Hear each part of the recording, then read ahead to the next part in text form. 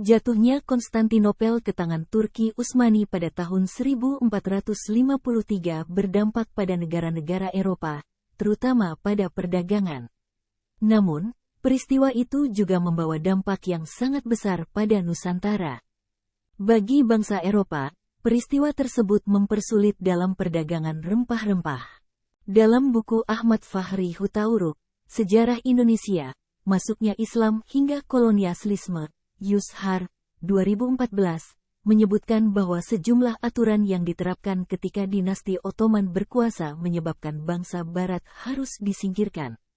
Namun, jatuhnya Konstantinopel juga memberi orang Eropa jalur rempah-rempah baru.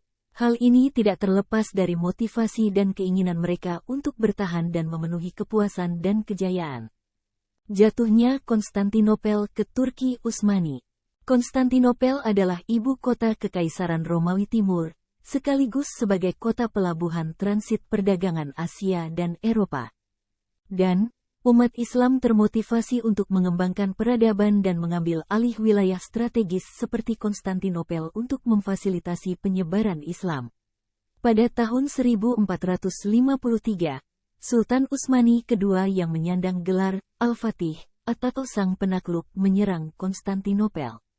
Ibu kota kemudian dipindahkan dari Adrianopel ke Konstantinopel, yang saat itu dikenal sebagai Istanbul. Artinya adalah tahta Islam. Dengan jatuhnya Konstantinopel, orang Eropa kesulitan berdagang karena 1. Posisi komersial Italia di Konstantinopel dihancurkan. 2. Konstantinopel ditutup untuk perdagangan. 3. Konstantinopel tidak dapat digunakan sebagai sarana pengangkutan barang dagangan dari Asia.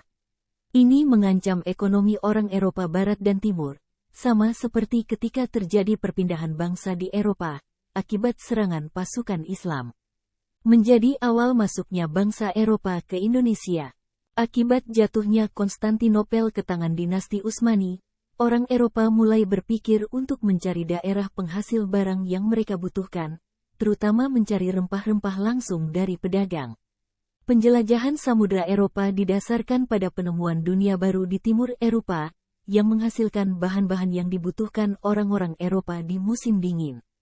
Bahan-bahan tersebut adalah rempah-rempah, seperti cengkeh, pala, merica, dan lain-lain. Akhirnya, bangsa Eropa mencari jalur perdagangan menuju ke Asia. Bangsa Eropa yang pertama kali memelopori penemuan rempah-rempah adalah bangsa Portugis. Karena, pada masa itu bangsa Portugis terbiasa berperang dengan bangsa Moor dan mereka memiliki pelabuhan yang bagus, seperti Lisabon, Porto.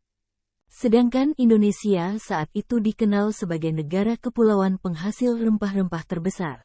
Menurut buku Anwar Kurnia Ilmu Sosial Terpadu untuk Sekolah Menengah 7 karya Anwar Kurnia, selain perannya dalam perdagangan, letak Nusantara yang strategis pada akhirnya menjadikan Indonesia sasaran dan arena persaingan Inggris, Portugal, dan Belanda. Itulah dampak penting jatuhnya Konstantinopel bagi Eropa dan awal masuknya bangsa Barat di Indonesia.